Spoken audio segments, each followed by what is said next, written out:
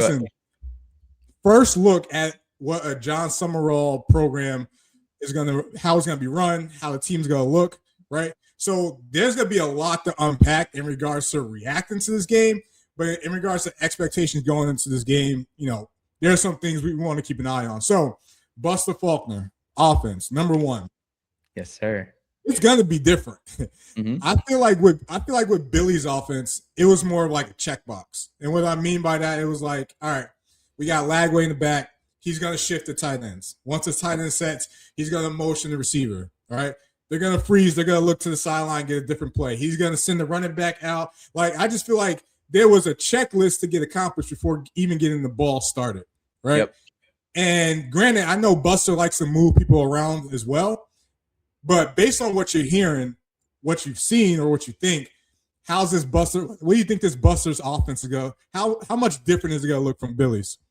Yeah, I think as a Gators fan, especially if you've endured the pain of the past few seasons of Billy Napier offense, you're right. I mean, you hit the nail on the head. The way I can relate it to is that it's like you got a Ferrari that's in the garage and you're waxing it, you're checking the oil, everything's good, and then you take it out, you pull it back into the driveway, and you get out. Like, you did nothing with it. Like, you did all that for nothing.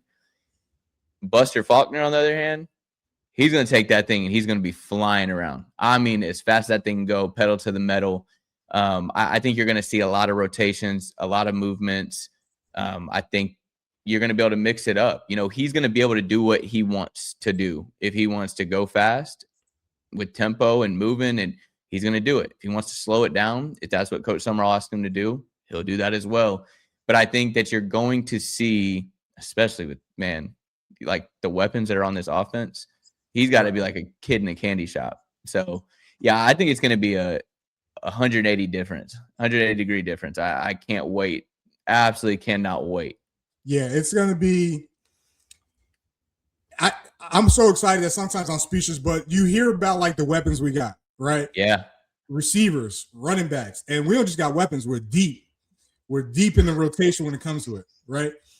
And the thing I like about Buster, right, that it sounds like he's able to adapt and really mold his offense around the type of team.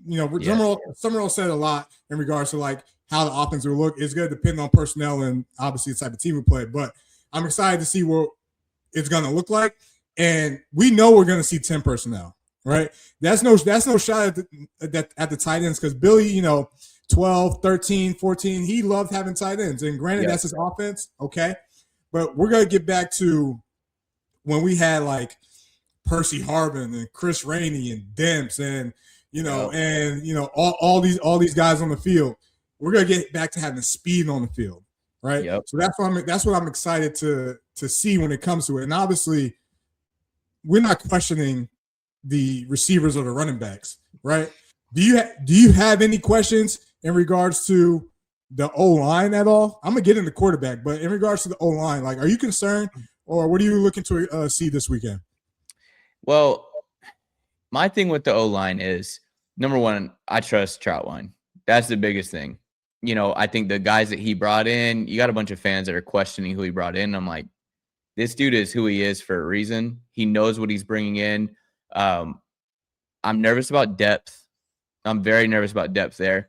I think that who our starting five will end up being, I think that it's going to be a legit five. Do I think that they're going to be a take you to the national championship offensive line? No, I don't. But I'm not as worried about the offensive line because of having, number one, Trout is going to have them in a sense where I guess you could say good enough. But then when you have an offensive mind like Buster Faulkner, he, like you said, he can adapt. So he's like, okay, let me talk to Coach Trout. How is this offensive line? How long do you think that they can hold? Like, if we're going against Georgia, they got some real killers over there. They got Tennessee, got some real killers, whatever the case may be. How long do you think they can stand there and keep our quarterback upright for?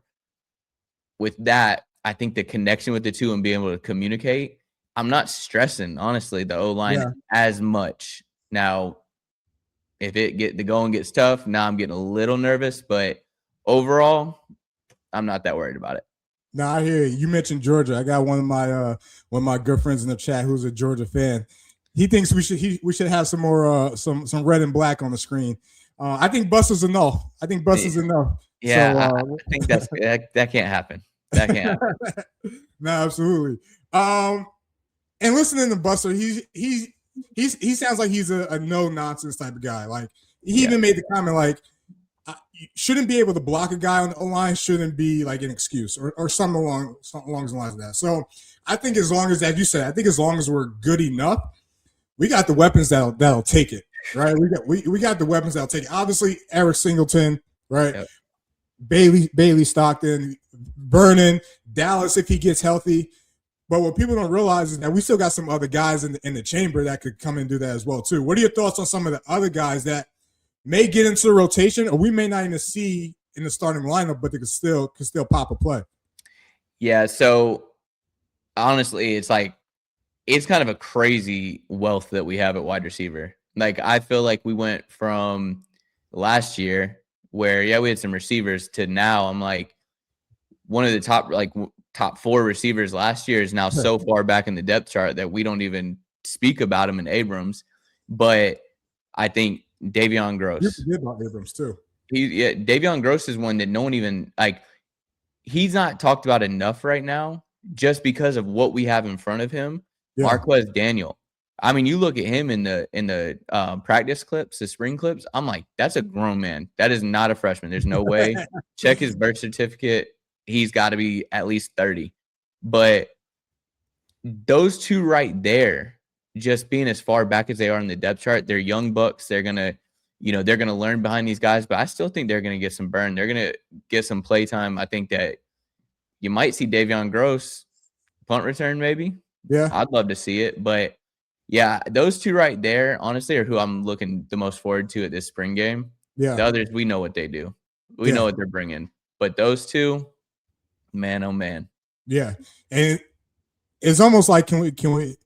I know it's an air raid scheme. I know it's the air raid fundamentals. It's almost like, can we just go empty and just let this thing rock, right? Yeah. Bubble screens could be quick game extension of the run, right? Lighting up the box for Jaden. Like, it's going to be interesting how the rotational players, how they fit in, because even you look in the running back room, one guy I'm personally excited about is Evan Pryor. Because I think he is you're going to get Jaden, who's a little bit of everything. And then if he needs a break, Evan could come in and literally you go from shotgun, you could to empty, jet sweep. Like he's gonna be able to really advance what this offense is gonna look like. Yeah. I mean, it's the proper 1-2 punch, right? Yeah. I mean, you go to me, it gives you the vibes of like a David Montgomery, Jahmyr Gibbs type feel, where Jaden Ball, I mean, you know what he can do. He's a jack of all trades. I've actually compared him more so to Josh Jacobs in the NFL because he can run, he can catch, he can break away. I mean, he does everything you need him to do. Yeah. But I mean, David Montgomery's that way too. Whereas like Jahmyr Gibbs, you got the speed side of it. That's Evan Pryor. It's something that I'm like, it's a different dynamic, right? Yeah. And just the clips we've gotten where you got Ball pitching it to Pryor. Yeah. Ball thrown it to Pryor. I'm like, what is this? Now I'm like, how do we get here?